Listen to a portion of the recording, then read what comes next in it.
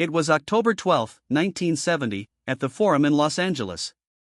9:34 p.m. Elvis Presley was in the middle of 3 songs when he stopped, looked at his band, and said 5 words that would go down in history. "You're all fired. Leave."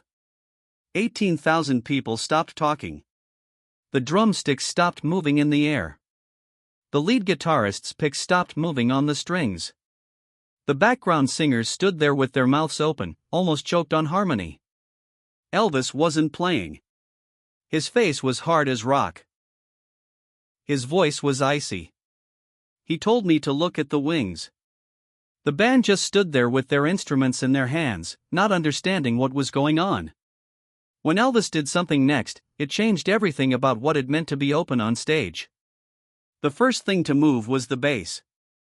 Putting down his instrument with great care, as if it were made of glass, he walked toward the doors without looking at Elvis. The drummer followed, leaving his kit behind and turning bright red in the face. They looked like they were angry or embarrassed, but no one could tell. The piano player thought for a moment, started to speak, but changed his mind and left. James Morrison, the lead guitarist, didn't move though. He stayed where he was and stared at Elvis with his guitar still on his chest. The crowd knew there was a battle. There were more murmurs. What's going on? Did he really just fire them? Is this part of the show? No one knew. This wasn't planned.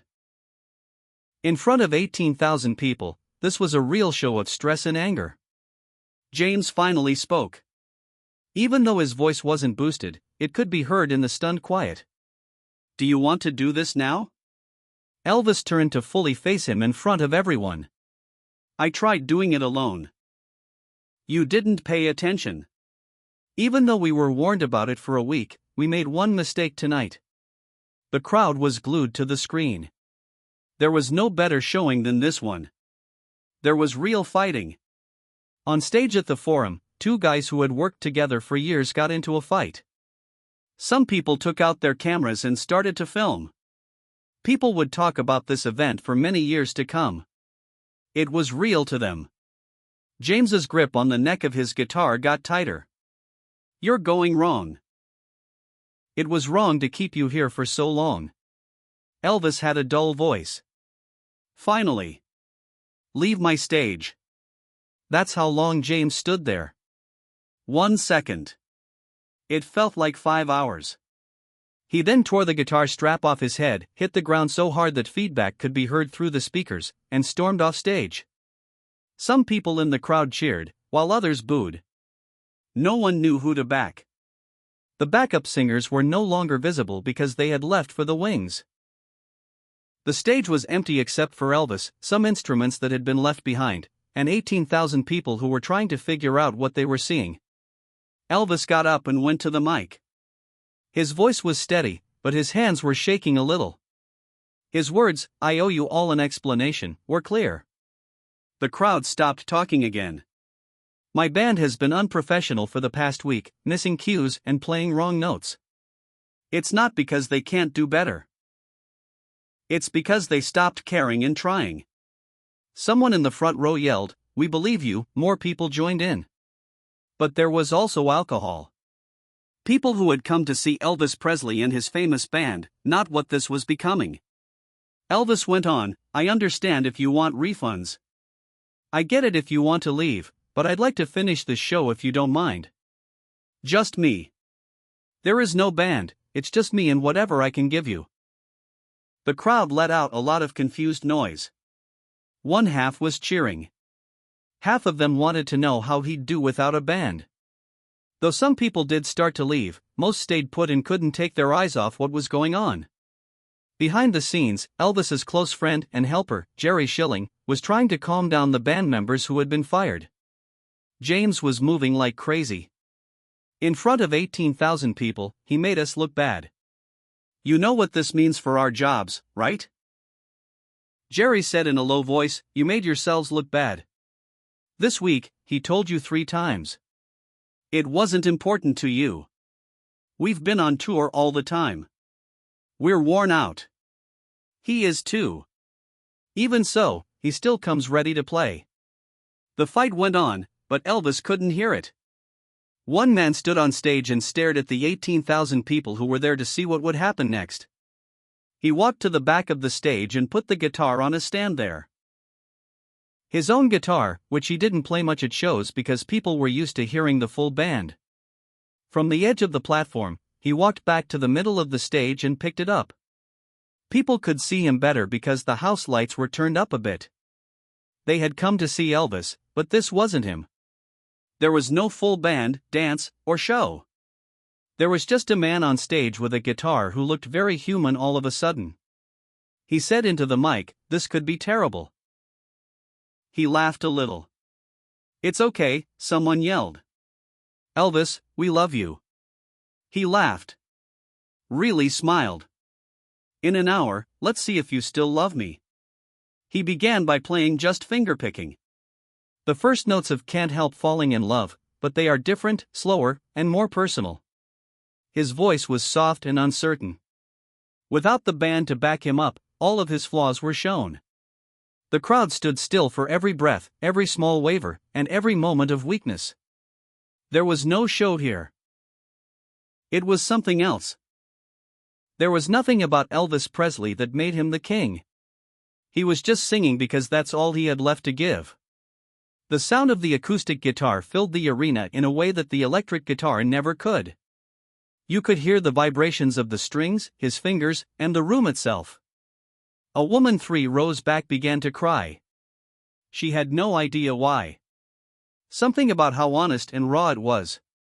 Of course, this wasn't Elvis Presley. That was Elvis Presley in real life. He was also beautiful. The music stopped for 3 seconds. There was silence, then cheers. Not the yelling of rock show fans, but real applause. A long, polite applause from people who had just seen something real. Elvis looked shocked. "That was better than I expected," he said. People laughed. The stress was letting go. This could really work. He went on, "I didn't plan this. Of course, but maybe that's what had to happen. It's possible that we all needed to remind ourselves what this is all about. The song and the connection, not the production or how well it sounds, just this." He started singing another song. "Sweet Love Me." Once more, this is very different from the full band version. Kind and almost weak.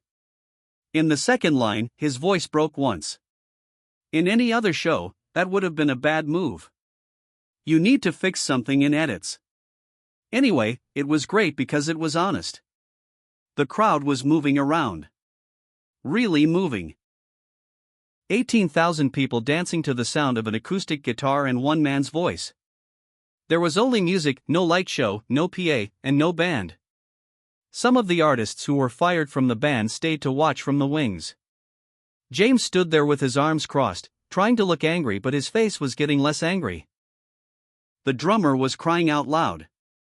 He said in a whisper, "That's beautiful." "That's really beautiful," Jerry said as he put his hand on the drummer's shoulder. "He's not trying to prove you wrong," he said. Elvis changed into suspicious thoughts and said, "He's trying to prove something to himself." The crowd knew what it was right away. It took the whole band, the horns, the backing singers, and the production to make this one of his biggest hits. How was he going to do this by himself?